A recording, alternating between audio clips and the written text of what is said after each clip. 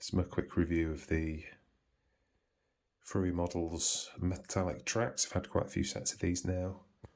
I've had some for the Firefly.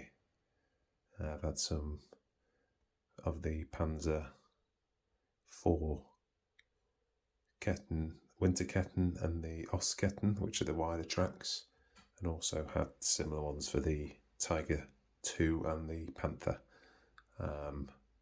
So this will be a quick review of the installation process for the Tiger. So the tracks come in 2 individual bags containing left and right side, depending on some models having identical tracks or difference based on orientation. And inside the kit that I had here were 5 strands of wire, which are the pins in effect, which go inside each track. Really simple process to put together. The tracks literally interlock, and then a pin is placed directly between 2 holes on the pins. So quite a simple process. The instructions do outline that you should drill the tracks beforehand. Now, I have to admit, when I do the process, I haven't tended to drill, and this is a mistake on 2 parts really. One, it's lazy on my side. The second is the time.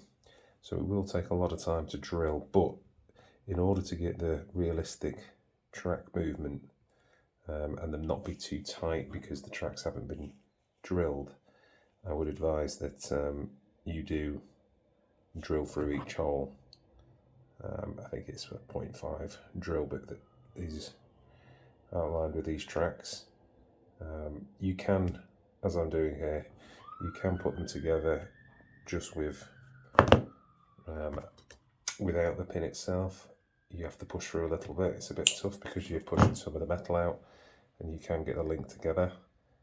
This might be more beneficial for more a static piece, something that you're putting onto a tank. As you can see here, this is a tank with one side of the tracks that have been put in place. Metal tracks have actually been used on the top of the turret itself and glued in position. They worked really well on the model. And then these are all, like I say, pins, so they all individually move. We don't need to worry about gluing them. The instructions do say to glue the back of the pins, but again, I've never had the issue. You could do, I suppose, if they've been drilled and they're loose, but never had the issue myself where I've had to go back and drill them, so I think it works really well. Additionally, on models you can see stuck on, which no different, and it does give the model quite a nice weight in terms of the actual elements which are put onto it. So, you know, there's a bit of a closer look. You've got really nice detail. And they do look really good. These will be painted, obviously.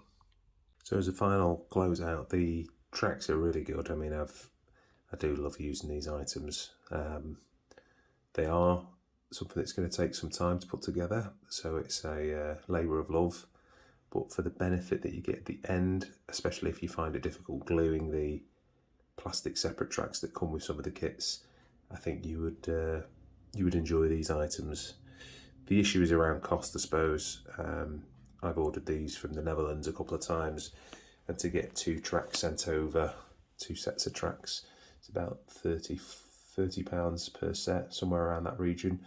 But given the postage and packaging at the moment being quite expensive, I think it came to about 90 something pounds for 2 sets of tracks to be sent over. I have recently got some of the T-Rex Studios tracks that I'm going to try, which are plastic, but I do like the fact that these give nice weight. So would I recommend them? Yes. And generally you have to order these through the website, through fruilmodels.com, so have a look online. I've got no affiliation with them, but I do recommend them for any models that you're doing.